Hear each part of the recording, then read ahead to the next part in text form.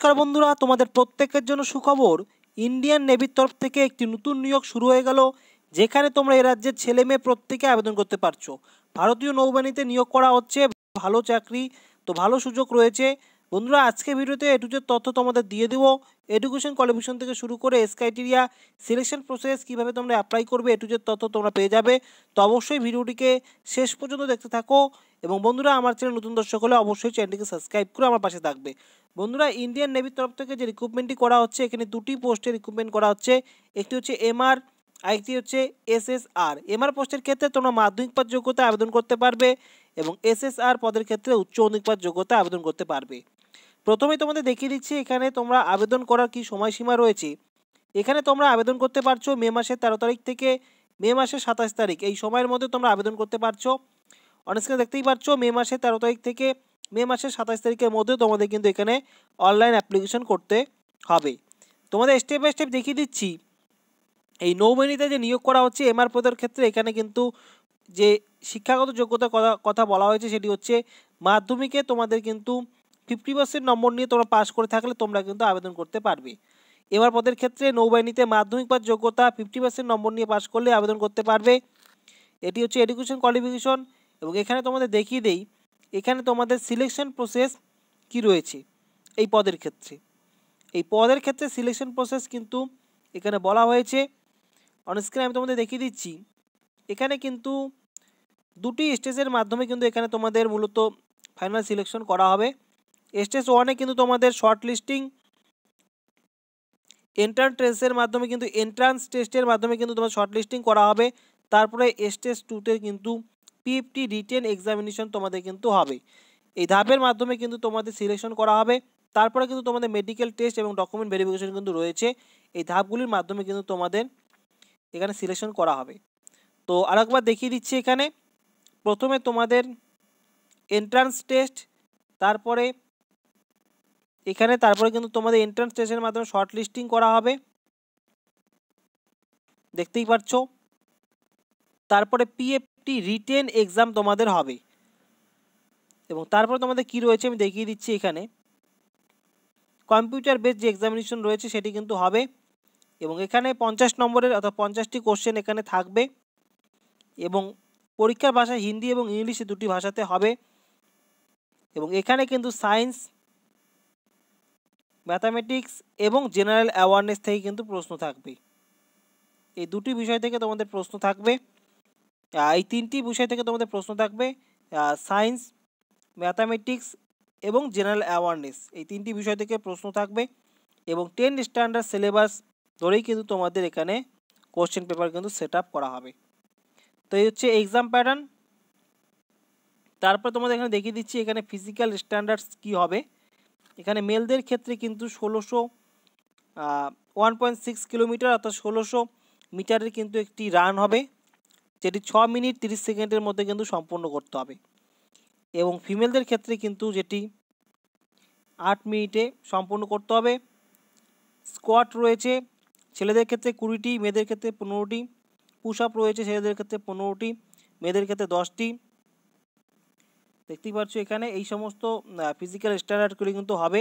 তারপর তোমাদের মেডিকেল এক্সামিনেশনের মাধ্যমে কিন্তু ফাইনাল মেরিট লিস্ট করে কিন্তু তোমাদের এখানে রিক্রুটমেন্ট করা হবে। তো দেখতেই পাচ্ছ এখানে অ্যাপ্লাই প্রসেস অনলাইনে করতে হবে। অফিসিয়াল ওয়েবসাইটের লিঙ্ক আজকে ভিডিও ডেসক্রিপশন বক্সে দিয়ে রাখবো, সেই লিঙ্কে ক্লিক করে তোমরা কিন্তু এ টু জেড তথ্য পেয়ে যাবে, অর্থাৎ এই নোটিশটি ডাউনলোড করতে পারবে। এবং এখানে তোমাদের দেখিয়ে দিচ্ছি, এখানে তোমাদের যে বেতনের যে কী হারে তোমাদের বেতন দেওয়া হবে। প্রথম বছর তোমরা কিন্তু 30,000 টাকা বেতন পাবে, দ্বিতীয় বছর থেকে 33,000 টাকা, এবং তৃতীয় বছরে 36,500 এবং চতুর্থ বছরে 40,000 টাকা তোমাদের কিন্তু বেতন হবে। এবং ইন হ্যান্ড কত পাচ্ছ আর অন্যান্য কী বিষয়ে তোমাদের ফান্ডে কত জমা হবে সব কিছু কিন্তু এখানে দেওয়া হয়েছে। তো অগ্নিবীর যে রিক্রুটমেন্ট হয়ে থাকে, এইটি হচ্ছে নৌবাহিনীর তরফ থেকে কিন্তু অগ্নিবীর হিসাবে এখানে তোমাদের রিক্রুটমেন্ট করা হবে। 4 বছরের তোমাদের এই চাকরিটির কিন্তু মেয়াদ থাকবে, 4 বছরের মেয়াদ থাকবে। এই নৌবাহিনীর তরফ থেকে রিক্রুটমেন্ট করা হচ্ছে এমআর পদে ক্ষেত্রে তোমাদের কিন্তু মাধ্যমিক পাস যোগ্যতা তোমরা আবেদন করতে পারছো। এবং তোমাদের দেখিয়ে দেই, যারা এসএসআর পদের ক্ষেত্রে আবেদন করবে তাদের ক্ষেত্রে কি শিক্ষাগত যোগ্যতা থাকতে হবে। অনেককে দেখিয়ে দিচ্ছি এই ইন্ডিয়ান নেভিতে কিন্তু এমআর তোমাদের আমি দেখালাম, এবং এই যে দেখতে পাচ্ছ এসএসআর এই পদেও নিয়োগ করা হবে।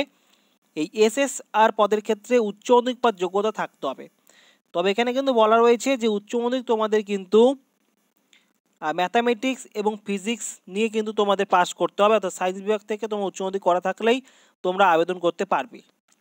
তো বন্ধুরা, যাদের এই যোগ্যতা নেই তাদের ক্ষেত্রে কিন্তু এখানে বলা হয়েছে যে যারা উচ্চ মাধ্যমিকে তোমরা যদি ম্যাথামেটিক্স এবং ফিজিক্স নিয়ে পাস করে থাকো মিনিমাম 50% নম্বরে, তাহলে আবেদন করতে পারবে। এবং এই যোগ্যতা যদি কারো না থাকে সেক্ষেত্রে কোনো প্রার্থী যদি মেকানিক্যাল বা ইলেকট্রিক্যাল বা অটোমোবাইলের উপরে যদি কোনো কম্পিউটার সায়েন্সের উপরে বা টেকনোলজির উপরে যদি কোনো ডিপ্লোমা করে থাকে 50% মার্কস নিয়ে, তাহলে কিন্তু তারা আবেদন করতে পারবে। সেই সঙ্গে এই যোগ্যতাও যদি না থাকে, যারা যদি 2 বছরের যদি ভোকেশনাল কোর্স করা থাকে ফিজিক্স ম্যাথামেটিক্স এই সমস্ত বিষয়ের উপরে, তাহলেও কিন্তু তোমরা আবেদন করতে পারবে। 50% নম্বর থাকতে হবে। এই তিনটি যে শিক্ষাগত যোগ্যতার কথা বলা হয়েছে এর মধ্যে যে কোনো একটি থাকলেই তোমরা কিন্তু এই ইন্ডিয়ান নেভির ক্ষেত্রে এসএসআর যে পদটি রয়েছে সেই পদের ক্ষেত্রে আবেদন করতে পারবে। এছাড়া শুধুমাত্র মাধ্যমিক পদ যোগ্যতায় তোমরা এমআর পদের ক্ষেত্রে কিন্তু আবেদন করতে পারবে। এখন তোমাদের এখানে দেখিয়ে দিচ্ছি এই রিক্রুটমেন্টের ক্ষেত্রে তোমাদের এজ ক্রাইটেরিয়া কি বলা হয়েছে। অন স্ক্রিনে দেখিয়ে দিই। এখানে বয়সের ক্রাইটেরিয়া কিন্তু যা বলা হয়েছে সেটি হচ্ছে যাদের বয়স 1 নভেম্বর 2003 থেকে 30 এপ্রিল 2007 এই সময়ের মধ্যে যাদের ডেট অফ বার্থ রয়েছে, অর্থাৎ এই সময় যারা জন্মগ্রহণ করেছো এই সালে 1 নভেম্বর 2023 থেকে 1 নভেম্বর 2003 থেকে 30 এপ্রিল 2007 মধ্যে যারা জন্মেছো তারা কিন্তু এখানে আবেদন করতে পারছো। এই সময় অনুযায়ী তোমাদের বয়স ক্যালকুলেট করা হয়েছে। তো এই সময়ের মধ্যে যাদের এখানে দেখতেই পাচ্ছ এখানে বলা রয়েছে candidate should be born between, অর্থাৎ এই সময়ের মধ্যে যারা জন্মগ্রহণ করেছো 1 নভেম্বর 2003 থেকে 30 এপ্রিল 2007 মধ্যে, তারা কিন্তু এখানে আবেদন করতে পারছো। অর্থাৎ তোমাদের বয়সের ক্রাইটেরিয়া কিন্তু এই বলা হয়েছে।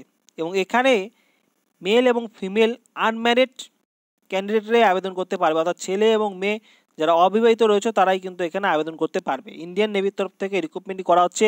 অগ্নিবীর যে নিয়মে যে এখানে রিক্রুটমেন্ট করা হয় 4 বছরের ক্ষেত্রে তোমাদের কিন্তু এখানে মেয়াদ রয়েছে, দেখতেই পাচ্ছ অন স্ক্রিনে। এই 4 বছরে তোমাদের কিন্তু কি বেতনের হার রয়েছে সেটিও কিন্তু বলে দেওয়া হয়েছে। তো ভালো সুযোগ রয়েছে বন্ধুরা, অবশ্যই যোগ্যতা থাকলে আবেদন করতে পারবে। এবং এই রিক্রুটমেন্ট সম্পর্কে তোমাদের যদি কোনো রকম প্রশ্ন থাকে অবশ্যই তোমরা কমেন্ট বক্সে কমেন্ট করে জানিয়ে দাও, আমি উত্তর দিয়ে দেবো। সেই সঙ্গে আজকে ভিডিওটি সম্পূর্ণ দেখার জন্য তোমাদের অসংখ্য ধন্যবাদ। আগামীতে আসছি আবার নতুন কোনো আপডেট নিয়ে।